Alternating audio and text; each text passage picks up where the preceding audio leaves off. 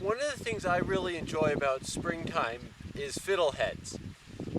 We have a bunch of ostrich ferns that grow along our stream, and when they're just coming out of the ground in mid-May, they have these little fiddleheads which are really fun to eat. When you're harvesting them, you only want to pick one in each bunch. This is a good time to harvest them, but you can harvest them when they're also a bit taller up, like this one I'd already picked.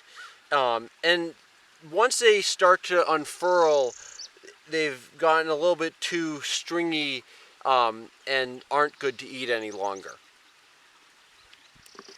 It's May 20th today, and with the cold spring we've had, these are coming about a week later than I'd say they normally arrive. But it's still fun to have. You know what goes really well with fiddleheads? Wild leeks. These are the wild leeks, which are also known as ramps.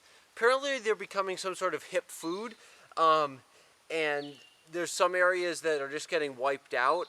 Even though this area has lots of them, and I'm pretty sure no one else really harvests any in this area, though it's possible. The kind of good practice advice is to only pick one of these leaves per little like plant bundle that's coming up, just to maintain enough energy that the plant has to continue growing. They also have like bulbs underneath them, and those are also edible, but again, good practice advice is not to dig those bulbs up, because that the plant loses that ability to come back the next year. That plant isn't there any longer. Where picking a leaf will allow the plant to continue to come back later. Apparently, one thing that's been happening, I heard it on the news 2 days ago, is that people are mistaking false hellebore, which is a false skunk cabbage, for wild leeks and eating it, and that has some poisoning issues. Apparently the Poison Control Center is getting a number of calls about it. To me, that seems crazy because they're very clearly different to me, but I know what both of them look like. I find it completely crazy that someone could mistake the false hellebore for these wild leeks, as they look so different as these photos show. The false hellebore almost exclusively grows along the edges of rivers and streams, whereas these wild leeks will generally grow in deciduous forests where they get plenty of light in the spring before the leaves on the trees come out and block it. An important thing to do with fiddleheads, when they're down in their their little sprouts, they have this really goldeny fuzz on them, and that is not good to eat. It really tastes quite awful. So one of the biggest time sinks in making fiddleheads is peeling this golden stuff off. And if they've come up out of their little groups where a bunch of them sprout from, where you still can eat them if they've come up only a little bit and are still very curly, they won't have this fuzz on them, or at least not as much of it. And so sometimes you go for those just because it's easier to get them from there. But the ones when they're down lower are definitely the tenderer fiddleheads, so you might go for that reason.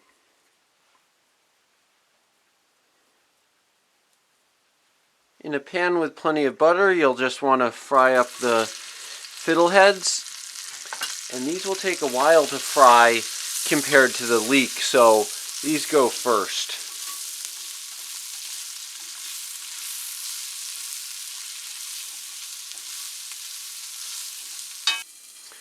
A couple minutes later, and now that the fiddleheads have cooked a bit, time to add the leeks.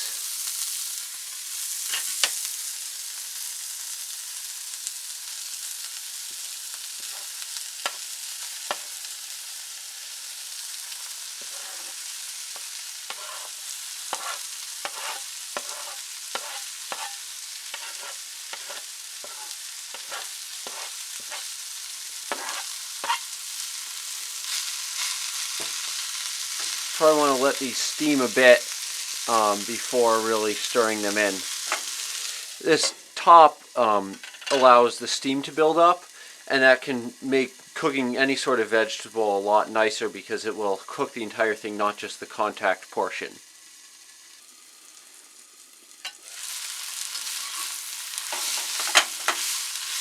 Now before the leeks lose too much of their structure, you'll want to turn it off, and once it cools down a bit, serve.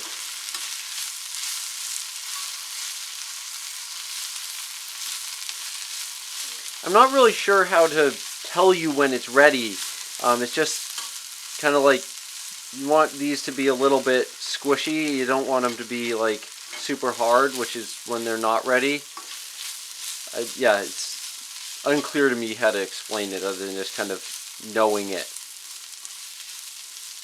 It would take quite a lot of effort and be a considerable strain on the resources if I was to make enough for our family to have a full meal of this.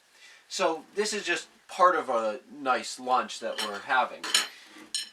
So these fiddleheads are just a very fun spring thing, and in any one particular area they only last for a couple of days, 3 or 4, that like they're the good fiddlehead sized that you could pick them. So it's a very brief period where you get to eat these. Though you could search around and find cooler areas and warmer areas that have these come in at different times to get more of them. But it's just a fun spring treat that we'll have once or twice a year.